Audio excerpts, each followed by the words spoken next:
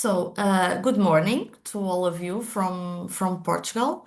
In fact, my name is Catarina, as you already can read. I work at the Human Rights Center. It is hosted at in Coimbra, in Portugal. So the Human Rights Center and all the project partners would like to welcome all of you to this webinar on women's participation in the governments of religious diversity policies, local perspectives. So we would like to welcome Professors Elisabetta Kitanovic and Inês Granja as speakers. We are very thankful for being with us today. And as a moderator, we all also would like to thank Sofia Caseiro for being also with us and working on the project with us. I will start for presenting Sofia, and then the floor will be yours. Okay, Sofia, thank you so much. So, Sofia Caseiro holds a law degree from the Faculty of Law of the University of Coimbra and has a master's degree from the same institution in legal political sciences with a specialization in public international law and European law. She has been focusing her research in freedom of religion and belief, freedom of expression, and women's rights. She's a trainer in gender equality, labor law, and data protection. Sofia is currently a guest lecturer at the School of Education and Social Sciences of the Polytechnic Institute of Leiria and a PhD student in the doctoral program in human rights in contemporary societies at the University of Coimbra. She also serves as a member of the executive board of the Union of Civil Parishes of Marraz and Barosa in the municipality of Leiria. So please, all of you feel welcome to this webinar. And now, Sofia, the floor is yours. Thank you so much for being with us. Thank you so much, Katerina, and good morning to everyone. I'm very happy to be here and very excited for this webinar and this event that we have today.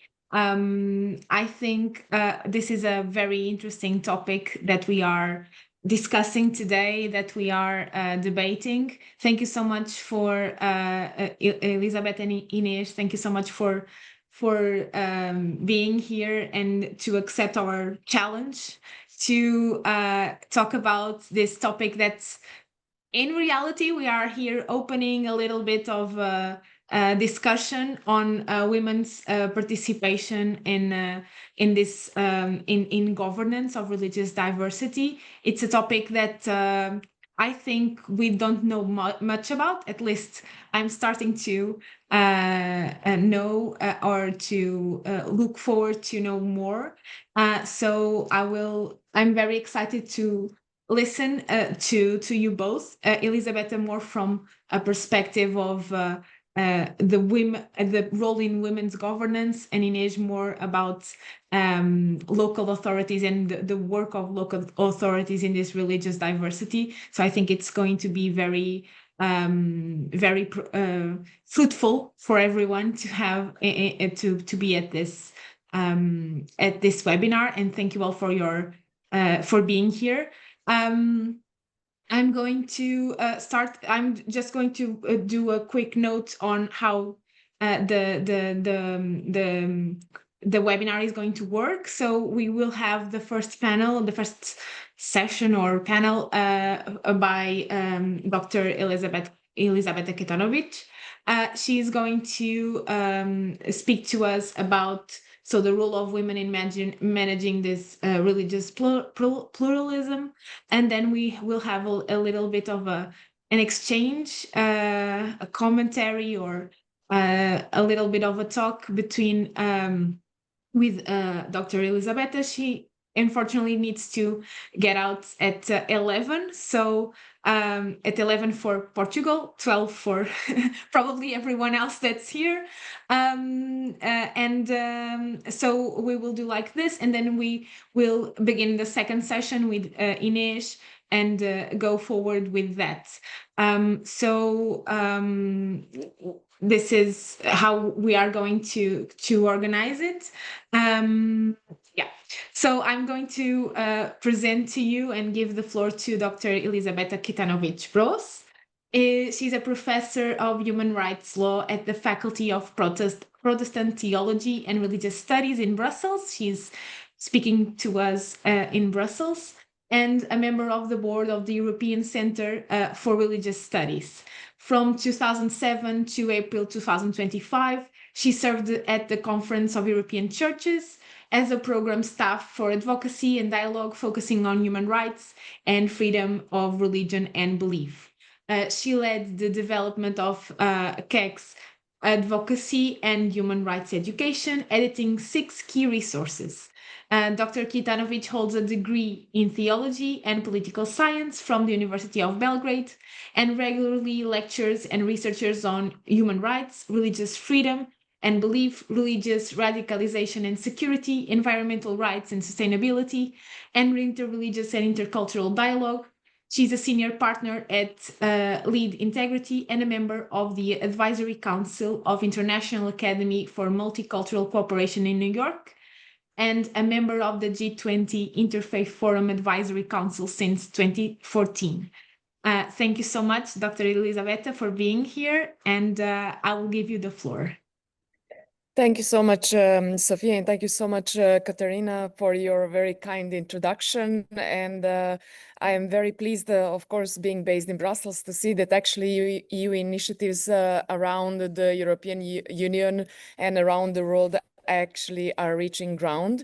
Especially I am grateful to Sophia, whom I had an opportunity to cooperate for many years back, knowing her editing skills and also her very strong commitment towards women's rights that sometimes also, as I belong to a little bit another generation, I was struck a little bit about, and I say, okay, we have to give it a go and simply support younger forces and younger women in what do they want to achieve today in terms of women's presence in the leadership role, and in this case in a very specific, let's say, religious diversity institutional roles.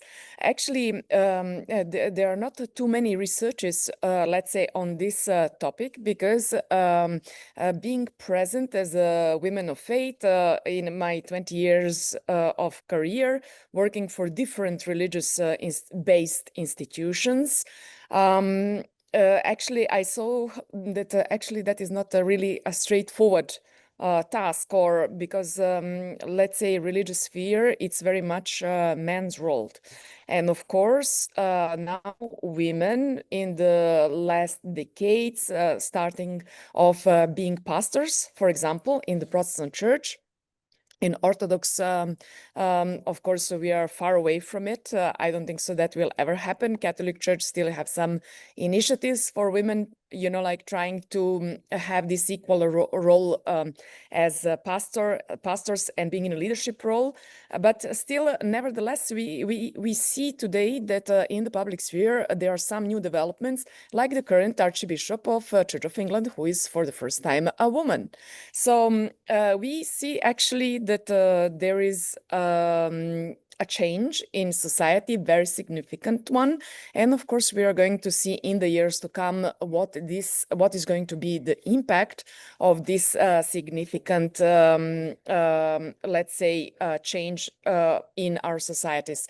Now, as an academic, actually, I have prepared academic speech, which is a little bit different, even though I prefer to speak just from my own, let's say, executive long-term experience. But let's go first to presentations. And then later on, we can actually start the conversation. So the topic that Sophia suggested was faith, power, and politics, the role of women in managing religious pluralism, a whole topic for one big conference, maybe for something to be followed up from this presentation.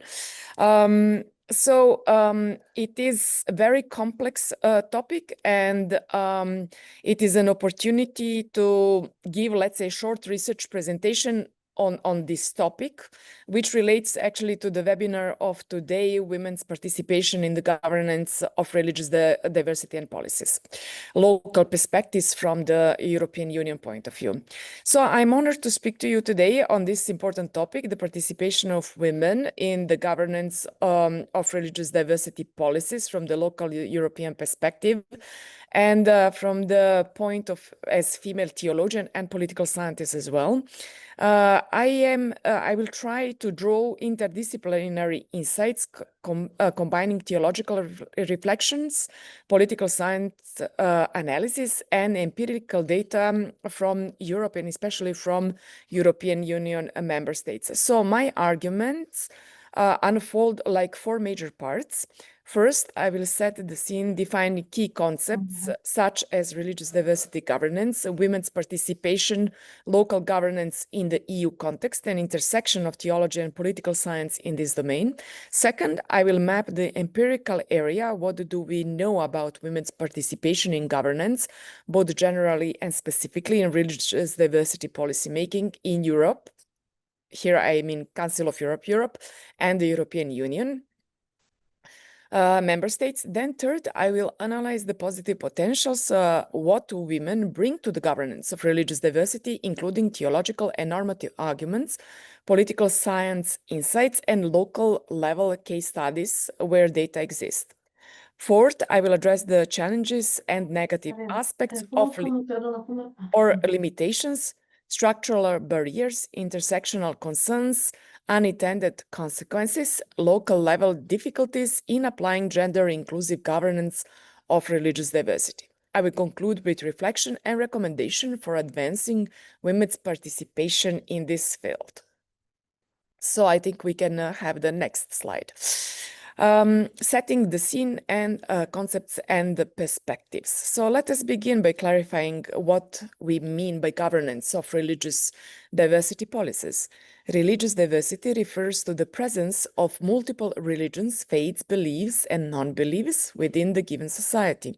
Governance of religious diversity includes the set of policies, institutional arrangements, frameworks, and actors that regulate, mediate, and facilitate the intersection between religious communities, the state, the sub-state authorities, here we mean on local authorities, and civil society. It covers questions of inclusion, accommodation, regulation, freedom of religion or belief, social cohesion, and public order. So this is already so complex that simply just to set up the scene, we have so many parameters that we need to take into consideration, and let's see if I can give the broader, let's say, concept and perspective.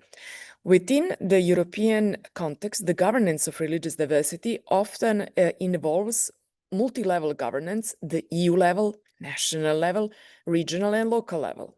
Local authorities, municipalities, regional councils, then community organizations play a key role in implementing, adapting, and mediating religious diversity policies in everyday life, in schools, in community services, in urban planning, interfaith dialogue, and minority integration. Next, women's participation refers to the involvement of women in formal and informal decision-making processes in governments as elected or appointed officials, as civil society actors, as religious actors, as participants in policy design, implementation, monitoring, and evaluation. Gender equality in governance implies both quantitative representation in terms of numbers. So, of course, today we want representation of women 50-50 or even more to actually have positive discrimination in some cases. That's also acceptable. And qualitative participation like voice and influence and meaningful inclusion.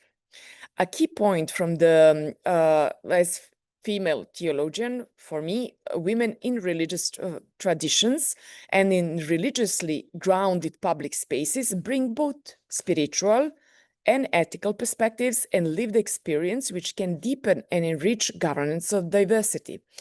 As a political scientist, I observe that women's participation matters not only as a matter of social justice, but also because governance outcomes often improve when governance is more inclusive, diverse, and attentive to multiple perspectives. In the EU context, women's participation in politics and governments is a long-standing policy objective. According to the European Institute for Gender Equality and other sources, the share of women in national parliaments in the EU member states reaches around 33.4 in 2024, up to lower level in 2010. So we can see some improvement. At local and municipal levels, the progress has been slower and more uneven. However, when it comes to religious diversity governments, scholarships is less developed, especially at the local level and from a gender-specific angle. The interplay of gender, religion, and public policy remains under research. So I really congratulate to you that you have taken such a, let's say, under-researched topic to actually conduct this webinar and look a little bit deeper. This speech emphasized the local perspective for several reasons. First, local governance often has the closest proximity to the citizens, communities, and the day-to-day realities of religious pluralism, neighborhoods, associations, municipal services, interfaith contacts. Second, local participation offers space for women to engage in less formalized yet highly consequential ways, community mediators, faith-based NGOs, and neighborhood councils. Third, many EU policies on gender equality, religious inclusion, and diversity are operationalized locally via municipalities, regions, and civil society actors rather than solely at the national level. Examining women's participation in local governance of religious diversity is both timely and necessary. We can go to the second slide. So, empirical mapping, women governance and religious diversity in the European Union. You will see some key subtitles. So in this section, I summarize what the data and research tells us about women's participation in governance and about religious diversity governance in Europe, and then draw connections to where women intersect with religious diversity governments. So women's participation in governments. The EU has long recognized gender equality as fundamental value as articulated in the Treaty of Amsterdam, the Treaty of Functioning of the European Union, the Charter of Fundamental Rights. The EU and its institutions have promoted more women in politics initiatives. For example, the European Committee of Regions emphasizes that women's participation at all levels, local, regional, national, is essential for strong democracy and good governance. According to the data from the European Parliamentary Research Service, women's presence in local and regional government remains under parity, with average shares around 30 to 35% in many EU countries. These figures highlight the ongoing gap between ideal and reality. Moreover, the distribution of women's role is uneven. While their numbers increases, women often reach leadership positions less often than men. And when they do, the portfolios they hold may be less central, for instance, more social affairs, less defense. The presence of women in decision-making bodies, boards, and senior positions remain lower, as evidenced by research on gender diversity of European boards. These patterns of underrepresentation in governance bodies means that women's perspective may be less influential than their numbers suggest. Religious diversity governance in Europe. Let's see how do we stand there. Scholarly work on governance of religious diversity emphasizes that managing religious pluralism is a complex interplay between normative frameworks, rights, freedoms, equality, institutional structures, like national and subnational civil society actors, faith-based organizations, interfaith councils, and local practices like neighborhood intersection and public services. For example, the working paper, Diversity Governance Paper, I invite you to check this document, highlights constitutional, territorial, and societal pluralism with religious, linguistic, and cultural diversity as a crucial domain. EUREC research shows that cultural diversity can improve some governance indicators while also posing challenges in other respects, social trust, institutional coherence. The governance of religious diversity often overlaps with integration policy, migration policy, minority rights, local community relations, and participation. An explicitly thematic link is provided by the scholarship of faith, gender, and governance in conflict-ridden societies, which demonstrates how faith-based organization and governance framework interact with gender and inclusion. Even true, this is often situated in the post-conflict environments.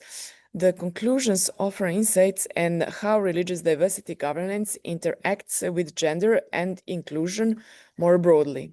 At the local European level, research and religious diversity governance and women remains comparatively limited, but we begin to see highlight areas such as Muslim women, civic engagements, for example, in Spain, where women develop specific strategies for representation and involvement in mainstream society. Intersection, women in religious governance. Putting these two strands together, women's governance participation and religious diversity governance, the intersection raises distinct research questions. Are women sufficiently present in the governance of religious diversity policies at the local level? And I think there should be one empirical research, quantitative and qualitative, examining this question. Maybe that could be the follow-up of your project. What differences does this presence make? What barriers do they face? What normative justifications, especially from theology and ethics, underpin their participation? Unfortunately, empirical data specific to women's engagement in religious diversity policy making at the local level in Europe, it's still very patchy. The historical project, European Women and Religious Dissent, the Advent of Modernity and the Democratic Public Sphere, addresses how women contributed historically to religious public sphere in Europe. The research suggests that women discussion forums in early modern religious minority contexts co-shaped modern values of free speech and equality. Although quantitative data remains thin, we do have enough evidence and a theoretical grounding to argue for the relevance of women's participation in religious diversity governance and discuss the local perspective in the European Union context. In what follows, I turn to the positive potential. So let's see what would be the positive potential and what women bring to the governance of religious diversity. In this section, I will explore the normative and empirical arguments for why women's participation in local governance of religious diversity matters, and I provide some concrete illustrations. Normative and theological arguments. Let's look at it a little bit from this perspective. From theological point of women's participation is deeply grounded in traditions of justice, inclusion, relational ethics, and community building. Across many faith traditions, theological reflection emphasizing respect of human dignity, as well as, in fact, human rights law, because within the human rights law, the central point is protection of human dignity of every person and every community. Equality before the God, or the call of neighbor, love, hospitality, solidarity with the marginalized, and the recognition of differences. When women participate in governance of religious diversity, they bring these relational, inclusive, and often overlooked dimensions in the public sphere. For instance, as a female theologian reflecting here on this issue, I noted that many religious communities have historically assigned women to soft pastoral or service roles rather than governance. But when women step into the governance space, for instance, interfaith councils, local municipality diversity bodies, neighborhood forums, they bring a distinctive voice, attention to care, the community cohesion, to marginalized groups, often women and children, to remind the society that these vulnerable groups are still there, and that they also seek their place and role in the society. To intersectional aspects of faith and identity, religious women who are also migrants, immigrants, ethical minorities. Such voices help to frame religious diversity governance not only in terms of rights, freedom of religion and belief, but also in terms of responsibilities, relationally, community resilience, and social cohesion. Moreover, female theologians often emphasize the importance of pluralism as an opportunity rather than a threat. They challenge hierarchical and patriarchal structures. Sophia and myself, we talked many times about this issue. Within both religious institutions and secular governance. Thus, when women take part in a governance space, they may foster more egalitarian institutional cultures, promote inclusive dialogue, and question dominant power structures in ways to enrich religious diversity and policy making. So let's see from political science perspective, the argumentation. So from political science perspective, the inclusion of women in governance improves both the legitimacy and the effectiveness of decision-making. Empirical literature shows that a greater gender diversity in political and governance bodies tend to lead to more inclusive policies, improve responsiveness to citizens' needs, and high level of trust in institutions. For instance, women's representation in politics is often associated with stronger socially policy outputs, more attention to equality issues, and potentially more participatory governance mechanisms. In the specific domain of religious diversity governance, women may help bridge fault lines between majority and minority faiths, act as mediators in interfaith and intrafaith dialogues, and bring non-traditional perspectives into policy deliberations. Their participation can support more nuances, understanding of how religious identity intersects with gender, migration, socioeconomic status, ethnicity, and local community life. Local governance emphasizes relational and micro-level networks, neighborhood councils, faith-based associations, municipal services, the engagement with religious diversity groups. Women often populate these spaces in civil society, community work, local faith-based organizations. When they ascend the governance role in all these bodies that I have mentioned, they can leverage their networks, knowledge of community dynamics, and lived experiences of diversity. So let's see what happens on the local level illustrations, and let's see positive outcomes. While the data is limited, so again, your research is very, very timely, at least to draw some lines and some ideas on this topic for the further research. We can draw on a certain local and national level illustrations in Europe and to show how women participation in governance of religious diversity produces positive outcomes. One example, in Spanish case of Muslim women developing strategies for representation and involvement in mainstream society. A study on youth engagement among Spanish Muslims found that Muslim women are actively developing new waves of civic engagement, bridging their religious identity and gender activism through contributing to more inclusive local governance of diversity. Although the study focuses more on civic engagement than formal governance, it indicates how women from religious minority backgrounds can serve as linchpins of religious diversity governance at a local level. Another illustration is in the EU Info Point, for example, a conference titled Inspiring Inclusion, How Religion Can Support Gender Equality and Counter Violence in 2024, organized by European Commission, international partnerships, religious actors, gender advocates explore how religion and religious organization can be allies in gender equality and social inclusion. Women's leadership with faith-based organization in their interface with local authorities can offer a new point for policy innovation in religious diversity. From a governance point, of municipalities and local councils with higher level of women's representation tend to show more inclusive decision-making practices. For example, more women in politics initiatives highlight that the local and regional authorities can adopt gender-based sensitive practices, and women in local assemblies bring perspectives that might shift to the framing of diversity policies from controls segmentation towards dialogue and inclusion.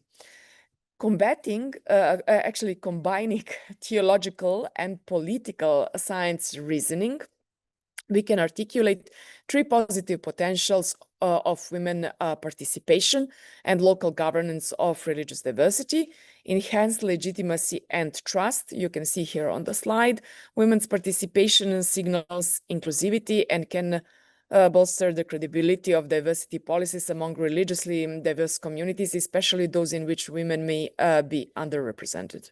Broaden perspectives and intersectional lenses, women bring attention to how faith intersects with gender, migration, socioeconomic status, ethnicity, and care issues. This leads to more nuanced and responsive policies. And then promoting inclusive institutional culture, women in governance may act as change agents, challenging patriarchal structures in both religious and secular institutions, and promoting participatory governance and community dialogue and mediation. We can go to the next slide. So challenges, limitations, and negative aspects. Let's see, what is the challenge here? Let's see, how can we analyze and deconstruct the problem? Having outlined the positive potential, it is crucial to engage with the challenges, limitations, and unintended negative aspects when seeking to strengthen women's participation in the governance of religious diversity at the local level. As a female theologian and political scientist, I am very much aware that good intentions can bump into structural, cultural, and ethical pitfalls. So, structural and institutional barriers. One obvious challenge is simply the underrepresentation of women in decision-making bodies at the local level, including those that govern religious diversity policies. Noted above, many EU member states still have women in the minority in municipal councils, regional assemblies, and local boards. Fewer still may hold authoritarian positions on committees or boards, especially concerned with religious diversity or faith-based community policy making.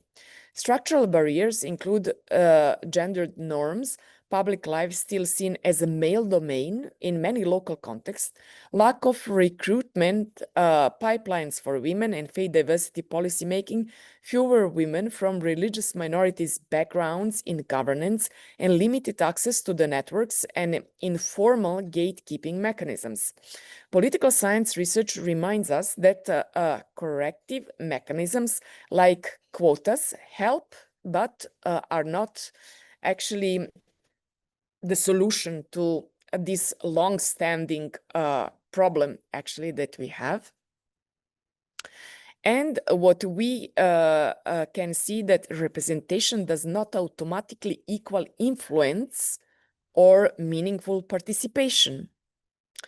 So in the religious dimension, faith-based institutions may be gendered in a way that limits women's roles in governance, male leadership, patriarchal institutional cultures, limited theological training for women, or simply women being excluded on the basis of dogma, on the basis of the belief from certain positions, even though they have the same training as male. For example, I am Orthodox Christian theologian. Even though I have the same training as my male colleague, I cannot apply for the same job. And that is, for example, being a priest or having some other functions. So that happens. But of course, it was my choice even to actually go and study theology, even though I know that this limitation exists. So I have accepted it voluntarily. Then, moreover, local governance of religious diversity often requires technical experience, legal frameworks, anti-discrimination law, interfaith dialogue mechanisms, municipal services, which may not always be accessible to women who are unpaid volunteers or who work outside formal governance structures. Without capacity building and training, women's participation may be symbolic rather than substantive. So we need to increase really women's participation in the trainings, any sort of education, additional skills, especially today as we live in the world of the artificial intelligence, that actually women of all ages should be encouraged to actually take this and accept the lifelong learning programs, that they actually can remain competitive on the business market and participation in any given sphere of governance. So concerning intersectional and identity complexities, another challenge stems from intersectionality. Women are not homogeneous groups. For women from religious minorities backgrounds, Muslims, Jewish, Sikhs, Christian, migrant faith communities, the intersection of gender, religion, ethnicity, migration status, and class may create additional barriers. So we can see this is another topic for the research, because we have so many grounds which are really, really, really diverse from what we usually have seen in the, let's say, governance in the public spheres for decades and centuries back. For example, the Spanish study noted how Muslim women are developing new forms of activism, but also face control by umbrella organizations and generational and gender obstacles. In local governance setting, religious minority women may face invisibility, then being included but without power, or pressured to conform to majority norms, secular or majority faith, rather than bring their distinctive voice. In the theological dimension, women may encounter also dilemmas.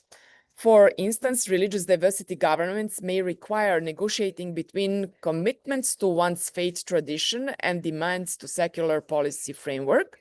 Women theologians may find themselves navigating between being an advocate for the faith community and being critical voice within governance structure. And this dual role can be emotionally and politically uneasy. So, local level practical and policy limitations, let's look at that issue. At the local level, governance of religious diversity is sometimes under-resourced, fragmented, and lacks clear mandates. So, Sophia, I think there is some legal work here to be a little bit done and deepen further. Women participating may struggle with limited power, institutional invisibility, or lack of sustainability.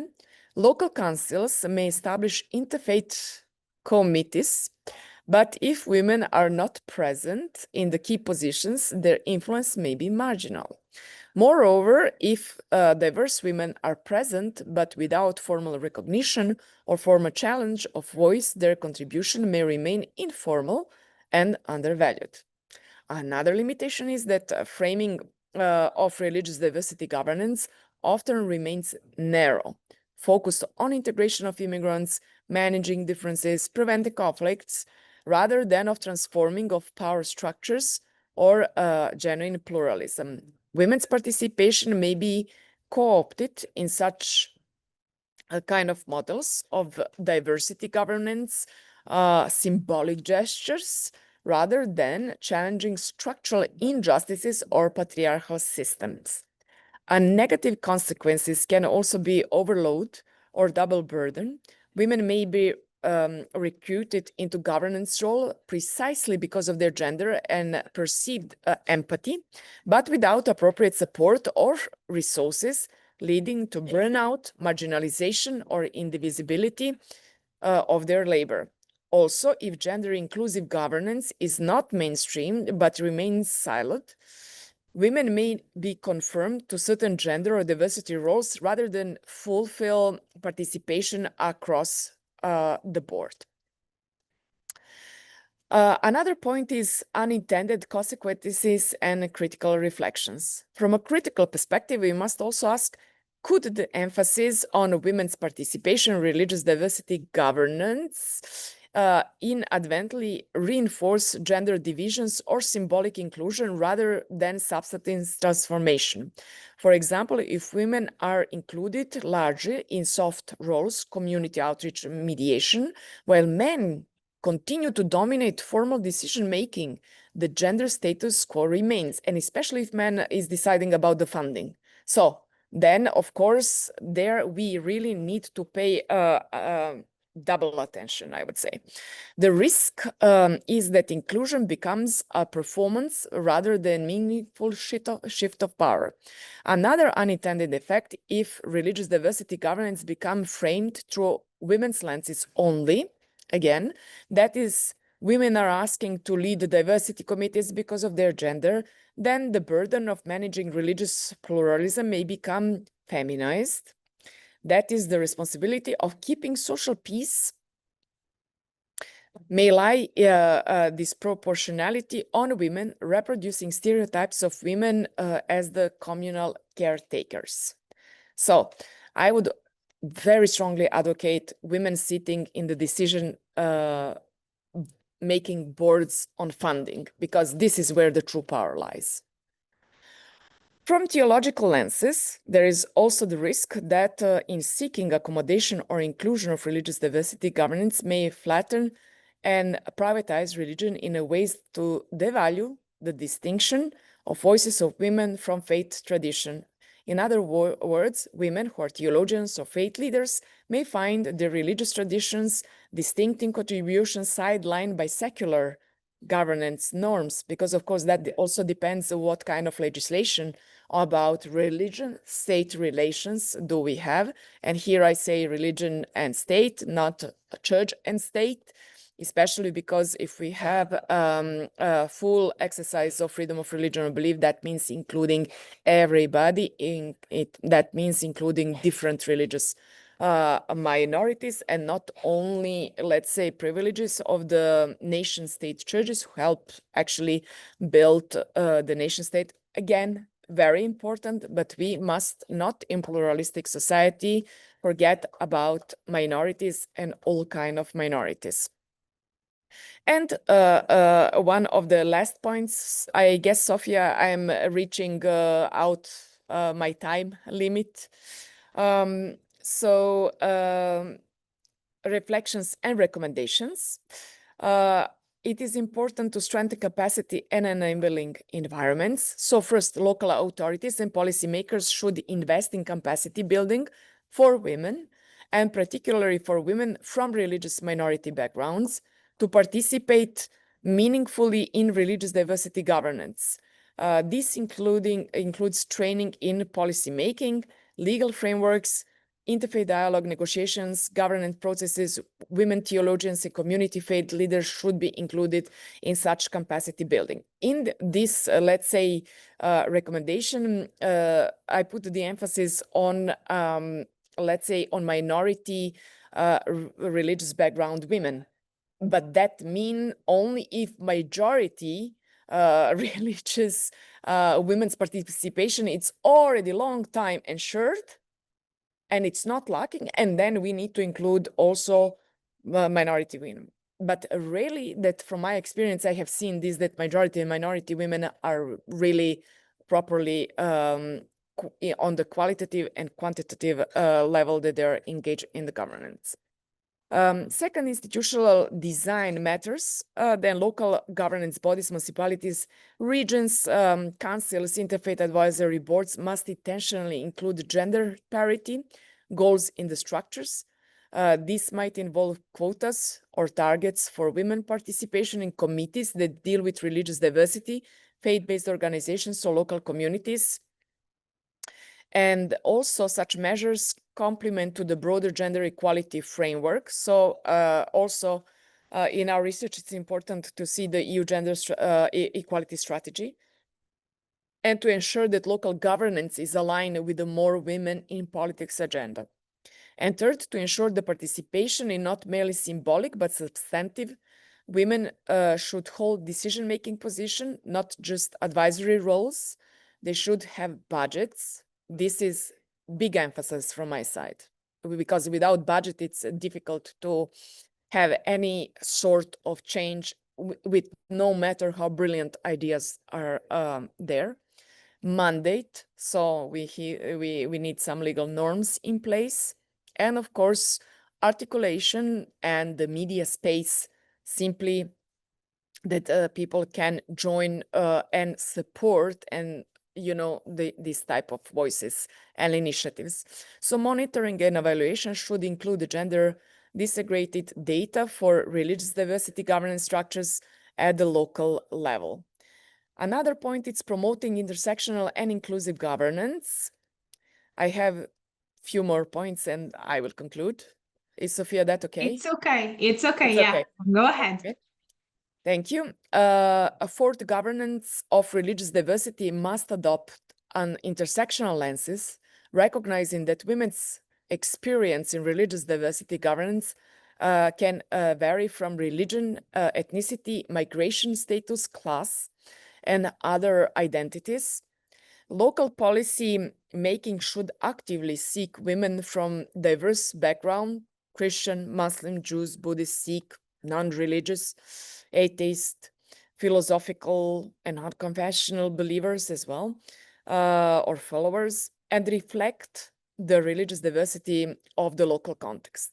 Fifth, the local governance should nurture institutional cultures of inclusion. That means addressing patriarchal norms within religious communities, secular policy-making bodies, and local civil society. Women theologians and female religious actors should be actively included in interfaith dialogue, municipal advisory boards, faith diversity committees, and religious institutions themselves should audit their leadership structures for gender balance, openness to women's voices, theological training opportunities for women. What is also important is fostering communities-based participation and dialogue. Local governance of religious diversity must combine formal governance structures with community-based participation. Women often play a catalytic role in faith-based organization, grassroots dialogues, interfaith and intrafaith networks. Local authorities should partner with such women-led organizations, provide funding or resources, and integrate their voices in policymaking. The theological dimension is important as well. Women theologians can link faith traditions to public values, justice, hospitality, neighbor love, respect, and enrich local dialogue. Seventh, local policies should shift from a deficit model of diversity, managing risk, preventing conflict, and assets model, valuing differences, enabling contribution. Women participation can help make this shift, for example, by emphasizing relational, community-oriented approach rather than control-based ones. Local policies might include women's lead interfaith community projects, mentoring program for women of faith to enter governance, neighborhood cultural exchanges, civic education programs on gender and religion. So I could very much imagine that one council on the local level would provide gender training for women on faith, for example. What would be also important is to ensure accountability and monitoring and the research. So local and the EU level governance should collect and publish data on women's participation in religious diversity governance. So if such a training, for example, could be organized, it would be interesting also to document empirically the outcome of that kind of project in terms of the numbers of roles or influence or outcomes, the existing data on women in politics in modest but improving way. But then there is a gap when it comes to religious diversity governance specifically. More research is needed, especially qualitative case studies of local governance, women of faith actors in local councils, and the impact of their participation. 9. Evaluation frameworks for diversity governance should include gender-sensitive indicators. For example, how many women by faith background sit on the local religious diversity advisory boards, what decisions they influenced, what outcomes for community cohesion, for religious minority women's inclusion they have done, what barriers they encounter. So only one research on what barriers women are encountering on the local, national, regional, all the levels from religious background. If somebody would have done this research, I think it would take 4 decades collecting that data and having several volumes. How governance cultures changed. And that is, I think, some points just how do we ensure accountability and monitoring and the research. So let's a little bit have a look theological and normative integration. From theological perspective, women's participation in local governance of religious diversity, it's not just pragmatic, it is also normative. Local religious diversity governance should hold the values of justice, equality, mutual recognition, solidarity, and hospitality. So women of faith and religious women and those who have studied theology bring vital normative resources as well, from liberation theology, feminist theology, dialogue of theology, public theology, and different frameworks for inclusion and diversity that transcend technocratic management of differences. Local governance should value these contributions and integrate them in the policy design, inviting women who are theologians, who are priests, pastors, or holding certain positions on the local level in the dioceses or religious communities, to the local advisory boards on religious diversity, and offering also, they can offer the training on different theologies, because there is not only one theology, and understanding of religion also for the secular structure. So you see, the suggestion is that actually there is let's say secular training for women of faith and religious or faith-based training for the secular structures of the local authorities. Like that, we can ensure that everybody learns from everybody. Conclusion. In conclusion, I have argued that the participation of women in the governance of religious diversity policies at the local level in the European Union is both normative imperative and a practical necessity. From the perspective of theology and political science, women's inclusion in the governance enhances legitimacy, broadening perspectives, promotes inclusive institutional cultures, and contributes to the more responsive policies. At the same time, we must remain realistic about the barriers, structural, intersectional, cultural, institutional, local, practical constraints. Symbolic inclusion is not enough. Meaningful participation requires attention to power, resources, again, sitting in the funding boards, and the boards which are deciding about funding possibilities is one of the top priorities. And of course, having accountability. The local governance in the EU, the pathway forward, including building capacity for women, especially those from religious minority backgrounds, designing inclusive institutional mechanism, fostering intersection approaches, partnering with community-based women's-led faith organizations instead of competing. Also, as a woman, and I want to bring this as a gender-based perspective, that women sometimes tend to compete instead of to collaborate. So I think men's role works much more better in terms of collaboration and partnership rather than competition. So for us, there is still space to grow there. And also, I would like to emphasize that collecting and analyzing gender data on religious diversity governance and integrating normative theological insights into policy making is still one of the tasks for the future. So let us remember that every day, local level, the municipality and the neighborhood councils, faith-based community centers, is where religious diversity is lived, experienced, negotiated as well, and governed. It is at this level that women's participation matters enormously. When women sit at a table and when their voices are heard in policy deliberations, when their perspectives shape governance design, When their networks connect religious communities and municipal actors, then religious diversity policies are more likely to be inclusive, just effective, and sustainable. Thank you so much for listening this a bit longer presentation. Thank you so much, Elisabetta. I think it was an amazing contribution. I'm so excited about so many topics that you referred to. And I think we all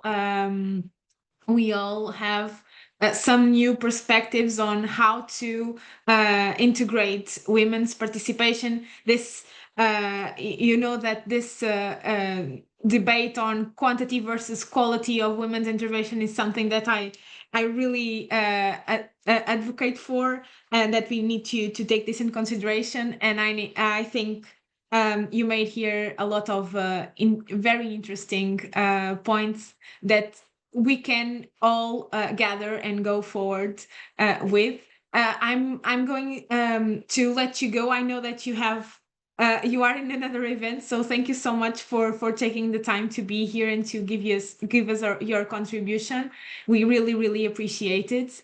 And now I think the intervention from Inês is going to be very helpful to understand.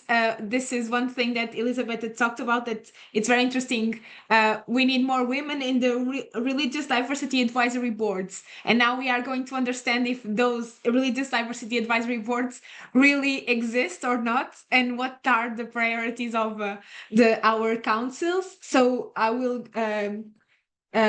give the floor to Inês Granja. She is dedicated to supporting practices and transforming local strategies of inclusion and diversity in her whole role as project coordinator at the Portuguese Network of Intercultural Cities, a cooperative that provides consultancy and public policies to Portuguese cities, directly linked to the Council of Europe. She holds a degree and a master's in European and Public International Law from the Catholic University of Porto, where she also began her doctoral research on religious diversity in the dialogue between the jurisprudence of the European Court of Human Rights and national case law. She is a researcher at USGov and a member of the Observatory of Religious Freedom in the jurisprudence of the European Court of Human Rights. She collaborates in the MIGAP research project in ISCAP and in the Charter of Religions at Lusófona University. She occasionally lectures at different universities on human rights, religious diversity, and migration. Thank you so much, Inês, for being here. You have the floor. Thank you so much, Sophia. Hello, everyone. On behalf of the entire Portuguese Network of Intercultural Cities team, I would like to thank, of course, the Portuguese researchers of the Religions and Tolerance Project for the invitation, the challenge, and the words of introduction, of course. And also thank you all for being here and being curious to know more about this subject, and specifically about the link between interculturalism and religious diversity in local governance. Until this moment, it was a great pleasure to hear the communication of Elisabetta, full of useful insights regarding the women participation. We will start by asking some questions. What is exactly the role of local authorities in managing religious diversity? And what kind of, what can and cannot they do, considering the limits of the right to religious freedom and the positive and negative obligations that arise from it? What intercultural strategies are emerging at the local level in Europe and in Portugal in relation to religious diversity? And how do these practices impact the effective participation of women? These are some questions that we'll try to answer. We'll do our best.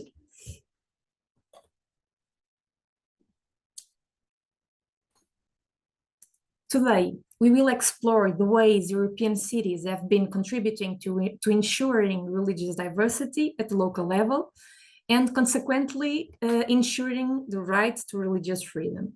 We will begin by addressing some key concepts, by that underpin these practices. We will introduce you to the international network of intercultural cities, the Portuguese network, and the work of its cooperative. And finally, we will move to share with you some projects from the Portuguese network that have focused on the governance of religious diversity, and also take a closer look at other local practices that are directly related to the promotion of religious diversity. During the last decades, the concept of interculturalism has increasingly been used as an answer to the so-called failures of multiculturalism. The Council of Europe concluded that multiculturalism has been found inadequate, arguing that it frequently shared with assimilation the same schematic conception of society set in opposition of majority and minority, differing only in endorsing separation of the minority from the majority rather than assimilation to it. The Council of Europe instead prefers interculturalism. We will explore this term during our communication. This concept is based on the intercultural integration model, a two-way process involving individuals, communities, and the society as a whole. And it requires a holistic approach based on coordinated and long-term policies in all fields and levels of governance. It is focused on effective, positive, and sustainable diversity management policies, aiming to help society to benefit from the potential of diversity on the basis of reciprocal and symmetrical recognition, under, of course, an overreaching human rights framework. This approach is the basis of another key term, the intercultural city. The intercultural city realizes the diversity advantages, and it is based on managing diversity as a resource, and it is committed to the four main interrelated components of the intercultural integration approach: equality, meaningful interaction, diversity, and active citizenship. The intercultural city establishes a context wherein citizens can embrace cultural diversity and at the same time express their own identity. Religion is closely linked, of course, to the core of a person's identity and therefore to human dignity. As we all know, religion plays a key role in the present century public life for individuals and also for religious communities. And that the religious dimension of identity has been at the center of many discussions regarding interculturality. The local authorities from an intercultural city should not see the religious diversity as a threat, but as a source of enrichment. How do cities actually manage to embrace religious pluralism? Let's see. In a democratic society, local authorities' role is guided by the concept of religious freedom, one of the most vital elements of believers' identity in their conceptions of life, but also a precious asset for the non-believers. As a result, authorities have positive obligations and also negative obligations too, which in some way are part of our intercultural grammar. The authorities' actions should fall somewhere between the non-interference and non-indifference. The European Court of Human Rights, in many cases regarding this topic, determined some corollaries. We mentioned just a few here. They should act as neutral and impartial mediators between groups of believers. The authorities should respect the autonomy of religious organizations on internal organization, on appointment of religious leaders, on religious doctrine, on intra-conflicts, some of examples. They must also protect against physical, verbal, or symbolic attacks by third parties. And at last but not least, a balance must be achieved between the treatment given to minorities and the avoidance of the abuse of dominant position. The process of regulating religion is continuously reconfigured in face of a trend toward religious pluralization in Europe. a context with new actors, new dynamics, and reconfigurations of religious identities, a context of greater diversity, challenge the traditional logic of managing religious diversity and demand new governance and regulation strategies from many different actors, from local authorities to other civil society organizations like courts, armed forces, schools, media, and so on. Can you see how crucial the role of the intercultural city can be? Next, we will see some strategies capable of putting what we just said before into practice, but not without first introducing you to the Council of Europe Intercultural Cities Program, which is based on these concepts that we talked before.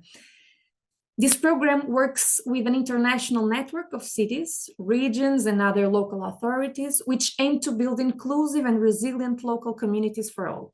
It gives support on reviewing their policies through an intercultural lens. It fosters intercultural strategies to manage diversity as an advantage and creates many helpful resources on the topic. I suggest that you see the ECC website, the Intercultural Cities Program website, and its many papers on the role of the cities in recognizing religious diversity as an advantage. And on the website, you can also find other resources like interesting online courses, namely one called Intercultural Cities Step by Step. Among the cities in the international network, there are currently 19 Portuguese cities. Some of them are with us today, from the north to the south of the country. In 2012, a national network was created in Portugal, whose membership has been growing steadily. And to become a member, it only involves the executive sending of an email, and then a formal agreement will be sent to the executive for signature. You are, of course, all welcome if you are a city and not member of the Portuguese network of intercultural cities. In 2021, a multi-sectoral cooperative was created to support the Portuguese network and enhance the work of its member cities. The cooperative is a strategic partner of the international network, implementing its guidelines and orientations and supporting its initiatives whenever possible and relevant. The cooperative keeps up with legislation, raises awareness, and understands the needs of each city. It also offers training, advice, and practical tools while encouraging participatory and intercultural methodologies to build more inclusive communities within these cities.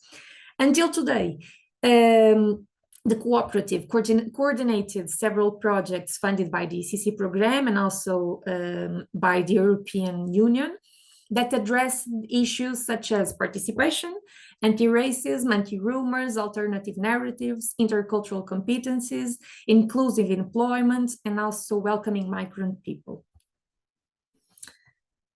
The work of the Portuguese network, like the work of the cooperative, is based on a set of strategies that include, namely, the promotion of inclusive policies that value diversity, the development of literacy, the self-evaluation, and so on, like this slide shows you. Since 2018, the Portuguese network has produced a wide range of resources for the cities, most of which are available on the tool section of our website.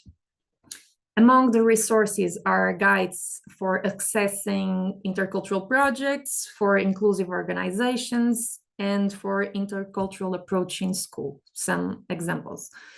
You can also find some documents of materials from the international network, carefully translated into Portuguese by our team. I started collaborating in the cooperative in 2022, so I will share with you some experience on the projects which run since this year, once I have been directly involved in. And since 2022, our team has coordinated several projects that's worth mentioning in this context, in the context of this webinar. We were part of an international project called NetIdea, which aimed to create training products on intercultural competencies and to encourage reflection on non-discrimination and inclusion among youngsters. We created a training course of 12 hours, which involved municipal staff from 3 cities. And later we deepened and implemented this same training in other contexts. Cross-cultural competencies like openness and active listening, as you know, are key for inter-religious interactions and the implementation of an intercultural approach, of course. Next to that, within the framework of our annual project funded by the ECC program, called Intercultural Schools, we held a 3-hour webinar on the intercultural approach in educational context, which involved namely education professionals and civil society organizations from Portuguese society, like the Network of Schools for Intercultural Education.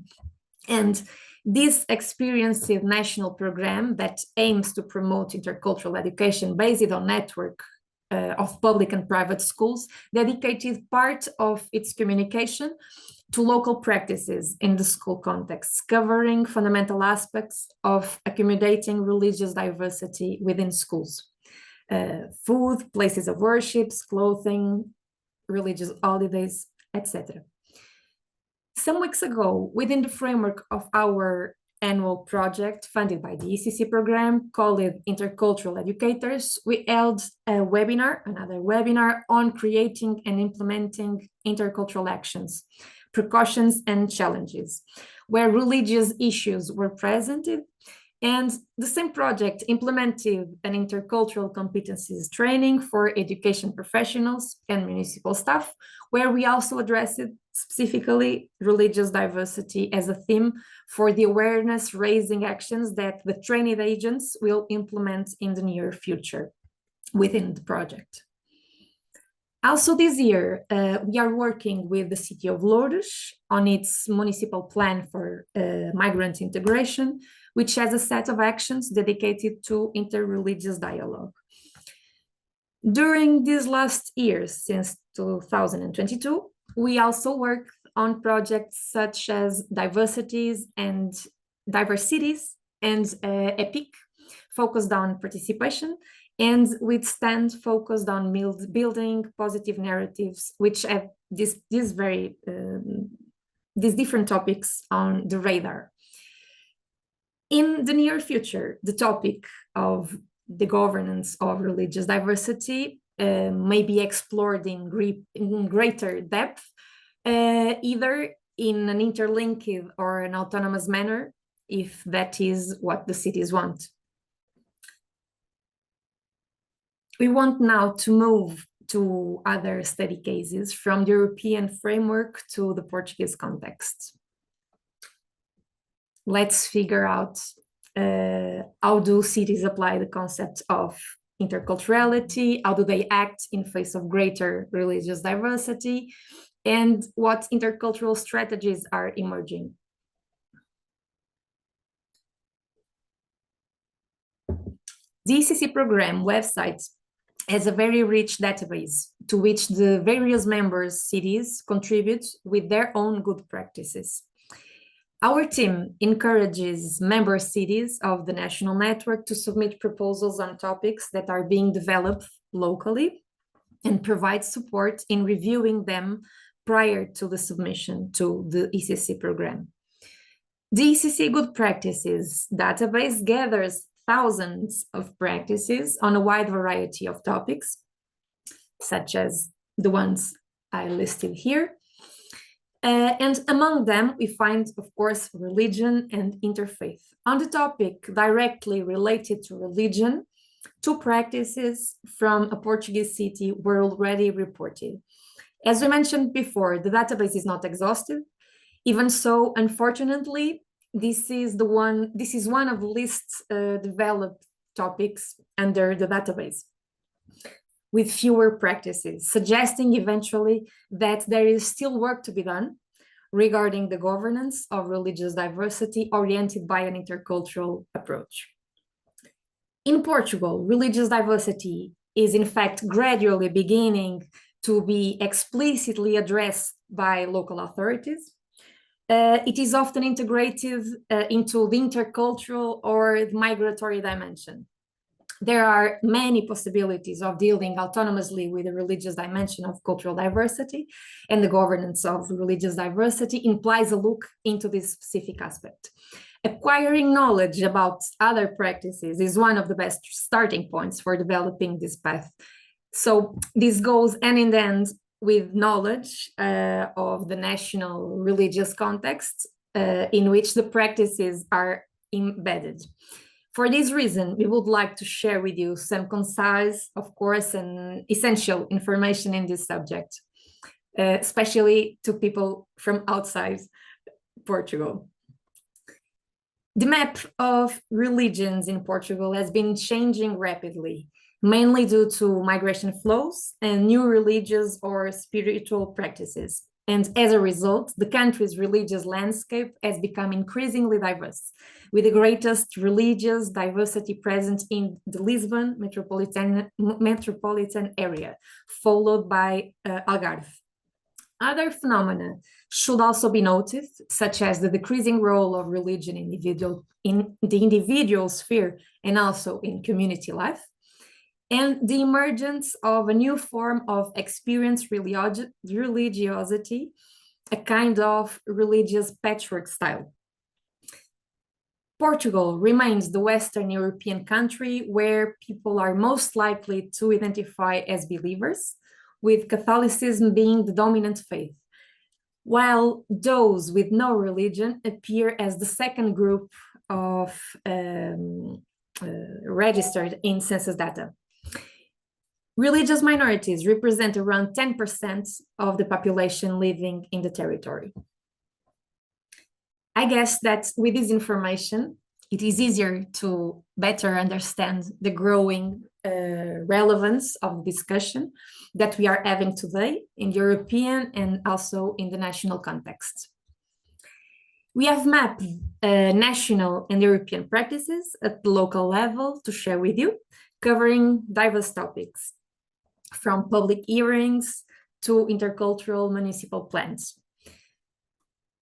Local authorities can be, as you might know, a good example of accommodating religious diversity in the institutions. Cities can adopt explicit strategies accommodating diverse religious backgrounds and influence the creation of platforms for exchange of practices in respect of accommodating requests for religious accommodation. And accommodations that help people reconcile professional and religious duties that do not cause any organizational hardship should be privileged. Examples of requests may include adjusting a work schedule, accommodating prayer time, creating a physical space for praying, and so on. Some of them I referred earlier regarding the schools.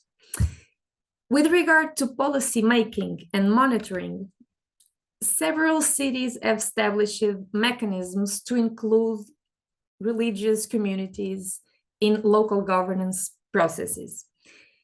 This includes their participation in the development of municipal plans for the integration of migrants, local intercultural plans, and other institutional documents on interfaith and diversity policies. In Lourdes, for example, religious communities were invited to join the municipal monitoring platform, recognizing the religious dimension as an essential part of the migrant experience. In Barcelona, the intercultural plan from 2021 to 2030 is closely monitored by the Office of Religious Affairs, which works in direct cooperation with local religious communities.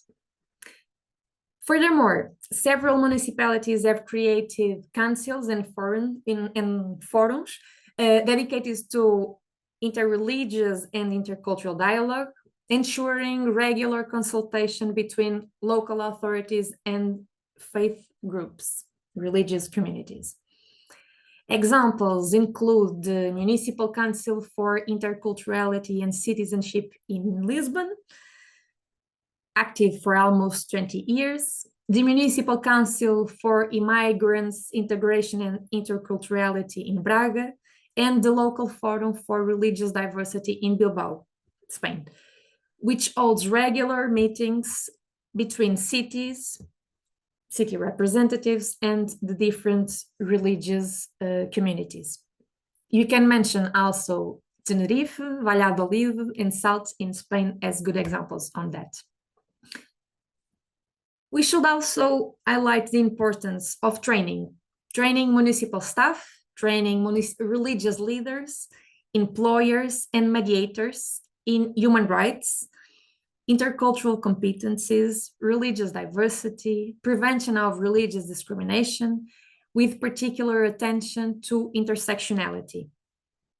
It can impact, in fact, on keeping religious leaders in tune with a human rights approach, and also on empowering people to speak for themselves and seek their own solutions, rather than the city seeking this for them. One relevant example is the She for Dialogue project developed in Lisbon, promoted by CAICID, the initiative of CAICID, which aim to foster interreligious dialogue competencies among Arab women and promote their participation. In Barcelona, the plan to combat Islamophobia includes specific programs for municipal officials, municipal staff, as well as public awareness campaigns aiming to prevent discrimination and promote understanding of the city religious diversity. Another important aspect for us is the intercultural actions and intercultural and interreligious events in particular. They can exemplify clear intercultural strategies from the municipalities. In Lisbon, Todos, Walk of Cultures Festival, and also the World Interfaith Harmony Week encourage genuine interaction between communities, religious communities, and the others, and celebrate the city's cultural and religious diversity. In Loures, the municipality organizes an annual interfaith meeting and an interfaith concert to mark the National Day of Religious Freedom. These foster mutual understanding and respect in the territory. In Porto, the Islamic Cultural Center regularly promotes interfaith meetings. In Oeiras, the Verney bookstore of the municipal library has hosted many public debates, namely during the Festival of Eastern Philosophies and Religious Practices, which celebrated diverse religious traditions from around the world. And this same city also created the Chants for Peace event, a musical gathering for children and young people from different schools who want to sing for peace. Turin, in Italy, opened mosques to the public during Iftar to promote interaction, and this practice was replicated in other contexts. We should also mention the funding and project support. In terms of funding and project support, municipalities have implemented measures to reinforce the role of religious communities in local life. Some cities, like Loures, for instance, allow legally recognized religious communities to apply for municipal funding, namely in order to protect their cultural heritage. In Braga and Porto, the city supported the Religions Charter an academic project which maps local religious communities and places of worship, promoting visibility and recognition of the city's spiritual diversity. Projects like this allow for a prior knowledge and understanding of the local religious context, existing communities, and also the conflicts between different denominations. Porto and Paranhos also supported another academic project dedicated to mapping migratory experience in the metropolitan area of Porto, which also looks into this religious dimension. The project is called MIGAP. Finally, the development of projects. Sophia, Yeah, we are a little bit short on time, if you can. Okay, I will do that. Thank you. I will do my best. I'm at the end. Communication and public awareness also play a key role in promoting respect and inclusion. Strategies can include the development of inclusive communication strategies, media content mapping on religion, and the creation of municipal helplines to provide guidance on religious practices and accommodations in institutional contexts, for example. The cities across the Intercultural Cities Network have implemented different campaigns on anti-rumors, for example. Odivelas launched podcasts on interreligious dialogue, which give voice to local communities and foster greater visibility and understanding of different faces. I can give other examples, but probably the better is to straightforward to other topic, the public hearings, the last one. Public hearings can also be a valuable tool for inclusive governance, allowing communities to participate directly in the creation of laws and policies that affect their rights and visibility. An illustrative example of substantive participation comes from Foz do Iguaçu, from Brazil, where a public hearing was held at the city council to discuss the authorization for Muslim women to wear the hijab in the official identification photos. Following this hearing, the Identification Institute of Paraná ruled that the Islamic veil could indeed be worn in ID photographs. This decision also benefit nuns and women of other faiths, of course. And in other countries in Europe, like Netherlands, Muslim women associations also tried to influence the debates on hijab, but in fact, the Brazilian outcome seems almost unprecedented. To conclude, this sharing of practices, it is important to note that intercultural cities must ensure certain conditions to develop sustainable policies for managing religious diversity, and participatory processes and intersectional perspectives are key elements of an intercultural approach to inclusion. Both research and practical experience reveal many challenges on this, as mentioned already by Elisabetta before. Addressing them requires continuous collaboration between local authorities, communities, and religious groups. The Portuguese network has great potential to contribute to this goal by innovating and mainstreaming successful local practices that value and protect religious diversity, including through the active participation of women. We are excited to keep working on this topic with cities and also in partnership with other civil society actors like these projects, Religions and Tolerance. And finally, we would like to thank again, and we are, of course, welcome to your questions and continuous curiosity on the topic. Thank you. Thank you so much, Inês, and sorry for rushing you at the end. We are really at the limit of our time, but I think this was a very interesting perspective, complementing with the intervention from Elisabetta, that gives us the best of both worlds. So what is being done on local authorities, and then how women in governance can help in this. It would be interesting also probably to understand how women are influencing the intercultural and the religious diversity policies that are in those cities specifically that are part of your network. And thank you so much for bringing all these good practices and this experience. I'm going to conclude here. I will ask you all participants, please, to fill the form on the link that was put on the chat for evaluation for next webinars to improve. We are always looking forward to improving the experience.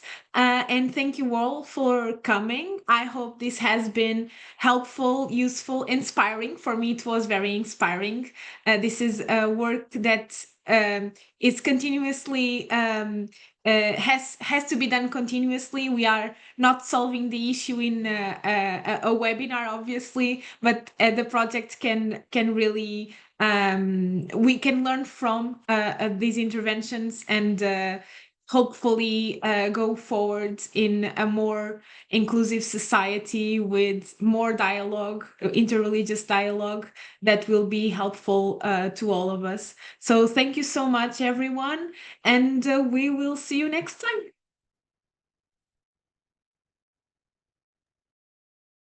Thank you very much. Thank you so And all much, Sophia, all of you, Thank you so Thank much. you. for being with us this morning. Next webinar, 4th December. You have the information on the chat. Thank you.